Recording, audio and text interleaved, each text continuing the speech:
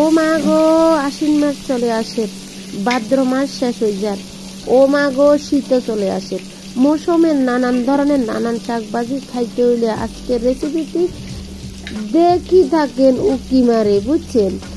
এই যে মূলোর শাক ভাজি, একদম গায়ের রং সবুজ রেখে আজকের মূলোর শাক ভাজিটা আপনাদের কাছে তুলে ধরবো।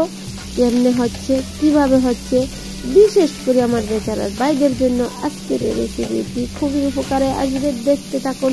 সবাই জানে রেসিপি করতে, শাক ভাজি করতে, কিন্তু আমি কিভাবে করি সেটা দেখার বিষয় দেখে নেবেন। দেখার সাথে সাথে প্লিজ একটা লাইক কমেন্ট শেয়ার করে দেবেন। কথা বাড়াবো না, দেখতে থাকুন ছোট্ট একটা ভিডিও, উপভোগ করুন প্লিজ। নমস্কার মাই লাভলি ভিউয়ার্স, সবাই কেমন আছেন? আশা করি আমার ভাই বোনেরা সবাই খুব ভালো আছেন। আমিও ভালো আছি ভগবানের অশেষ কৃপায়। অন্তস্মন কিচেনে সবাইকে জানাই সুস্বাগতম। আজকে আবার বরাবরের মতন চলে এসেছি নতুন একটা পর্ব নিয়ে। দেখতে থাকুন কি হতে চলেছে। দেখার সাথে সাথে প্লিজ একটা লাইক করে দেবেন, সুন্দর একটা কমেন্ট করে দেবেন। যদি ভালো লেগে যায় প্লিজ একটু শেয়ার করে দেবেন। দেখতে থাকুন, দেখার বিষয় উপভোগ করুন প্লিজ। এটার আগে বলে রাখি, যারা আমার চ্যানেলে নতুন এসেছেন প্লিজ আমার চ্যানেলটা সাবস্ক্রাইব করে দেবেন, পাশে থাকা বেল আইকনটি টিপে দেবেন। প্রথমে দেখতে পাচ্ছেন এখানে আমি মূলোর শাক নিয়েছি, সিজনাল মূলোর শাক। এই প্রথম বছরের নিয়ে এসেছে মূলোর শাকগুলা। প্রথমে আমি একদম আস্তে আস্তে ধুয়ে নিয়েছি। এবার আমি হাত দিয়ে ভালোভাবে কেটে নেব। দেখতে পাচ্ছেন ছুরির সাহায্যে খুব ভালোভাবে আমি সম্পূর্ণ শাকগুলা এইভাবে কেটে ধুয়ে পরিষ্কার করে এক সাইডে রেখে দেব। এবার দেখতে পাচ্ছেন এখানে আমি গ্যাস ওভেনে একটা ফ্রাই প্যান বসিয়ে দিয়েছি। দেখতে পাচ্ছেন তেলও দিয়েছি পরিমাণ মতো এখানে। এবার দেখুন আপনারা এখানে কি নিয়েছি, আমি চিংড়ি মাছ নিয়েছি। চিংড়ি মাছগুলা ধুয়ে পরিষ্কার করে আমি নিয়েছি। এবার তেলের মধ্যে ছেড়ে দিয়েছি। দেখতে পাচ্ছেন 1 টিস্পুন লবণ দিয়ে দিলাম, 1 টিস্পুন হলুদের গুঁড়ো দিয়ে দিলাম। দিয়ে খুব ভালোভাবে একটু নেড়ে চেড়ে দিলাম। হালকাভাবে চিংড়ি মাছগুলা ভেজে নেব। কাঁচা গন্ধ যাওয়া পর্যন্ত চিংড়ি মাছগুলো আমি ভেজে নেব। চিংড়ি মাছ ভাজি করলে খুব ভালো একটা ফ্লেভার আসে, সেটাই ব্যাপার। কথা বলতে বলতে আমি চিংড়ি মাছগুলো ভেজে এক সাইডে রেখে দিলাম। আবার আমি গ্যাস ওভেনে আরেকটা ফ্রাই প্যান বসিয়ে দিলাম। দেখতে পাচ্ছেন দিয়ে দিলাম পর্যাপ্ত পরিমাণের তেল এখানে। এবার আমি দিয়ে দেব 7-8টা এখানে শুকনো লঙ্কা। দেখতে পাচ্ছেন একটু ভেজে নেব। শাকের মধ্যে শুকনো লঙ্কা না দিলে ভালো লাগে না, সেটাই ব্যাপার। কথা বলতে বলতে আমি শুকনো লঙ্কাগুলো উল্টিয়ে পাল্টিয়ে ভাজি করে এবার নিয়ে নিলাম একটা ছোট্ট বোলে। দেখতে পাচ্ছেন এবার আমি দিয়ে দেব এই তেলের মধ্যে 7-8টা রসুনের কোয়া থেতো করে টুকরো করে রেখেছি, দিয়ে দিলাম। দেখতে পাচ্ছেন তেলের মধ্যে সবাই আমরা জানি শাক ভাজি করতে শুকনো লঙ্কা দিতে হয় বা রসুন থেতো করে দিতে হয়। কথা বলতে বলতে একটু নেড়ে চেড়ে দিয়ে এবার আমি দিয়ে দিলাম কয়েকটা কাঁচা লঙ্কা তেলের মধ্যে। খুব ভালো একটা ফ্লেভার আসবে কাঁচা লঙ্কারও ভাজি। দেখতে পাচ্ছেন নেড়ে চেড়ে দিলাম।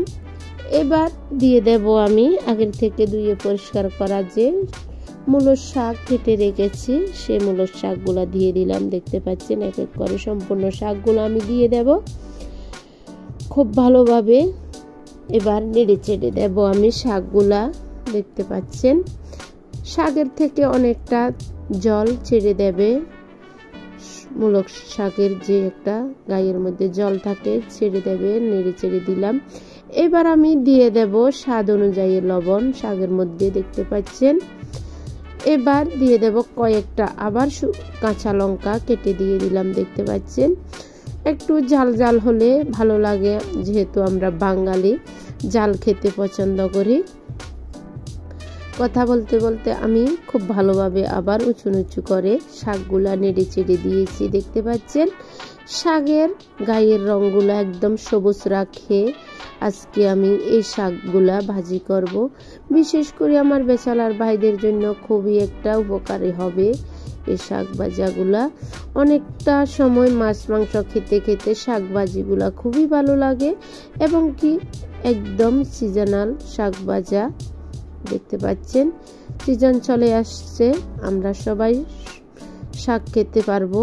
মূলো শাক, দুল্লো শাক, লাল শাক, অনেকটা শাক। আমি শাকগুলা ডেকে দিয়েছি, আপনারা দেখেছেন। এবার ঢাকা তুলে নেড়ে চেড়ে দেওয়ার পরে দিয়ে দিলাম আমি শুকনো লঙ্কাগুলা। দেখতে পাচ্ছেন শুকনো লঙ্কাগুলা ভালোভাবে একটু হাত দিয়ে কচলিয়ে দিয়ে দিলাম। এবার আমি দিয়ে দেব ভেজে রাখা আগের থেকে চিংড়ি মাছগুলো ভেজে রেখেছি, সেই চিংড়ি মাছগুলো দিয়ে দিলাম। দেখতে পাচ্ছেন দিয়ে এবার উঁচু উঁচু করে ভালোভাবে নেড়ে চেড়ে দেব। প্রায় আমার শাক ভাজাটা হয়ে আসছে, দেখতে পাচ্ছেন। লবণটাও আমি ঠিকঠাক ভাবে দিয়েছি। আমার শাক ভাজা একদম রেডি হয়ে গিয়েছে। এভাবে করে আপনারা ট্রাই করতে পারেন। সবাই আমরা জানি শাক ভাজি করতে, এক একজনে এক এক রকমের শাক ভাজি করতে পছন্দ করে। আমি আমার মতন করে আপনাদের কাছে শাক ভাজাটা আজকে তুলে ধরলাম। মূলো শাক ভাজা খুব ভালোভাবে আমার শাকগুলা ভাজা হয়ে গিয়েছে। এবার আপনারা দেখুন মেন লুকটা। দুপুর বেলায় খাবো গরম গরম ভাতের সাথে চিংড়ি মাছ দিয়ে মূলো শাক ভাজি। দেখতেছেন খুবই সুন্দর হয়েছে শাক ভাজিটা আমার, খুবই ইয়ামি হয়েছে, দেখতে খুবই ইয়ামি লাগছে, খেতেও খুব টেস্টি হয়েছে এই মূলো শাকগুলো। দেখতে পাচ্ছেন চিংড়ি মাছ দিয়ে মূলো শাক একদম রেডি। এবার পরিবেশন করব দুপুর বেলায়। আমার রেসিপিটা আপনাদের কাছে কেমন লাগলো আমাকে কমেন্টে জানিয়ে দেবেন। আজকের মতন আজকের রেসিপি এখানে সমাপ্ত করলাম। আবার একটা নতুন রেসিপি নতুন ভিডিও নিয়ে আপনাদের মাঝে হাজির হয়ে যাব। ততক্ষণ পর্যন্ত সবাই ভালো থাকবেন, সুস্থ থাকবেন। সবাইকে জানাই টাটা, বাই বাই, নমস্কার, চুইটিম।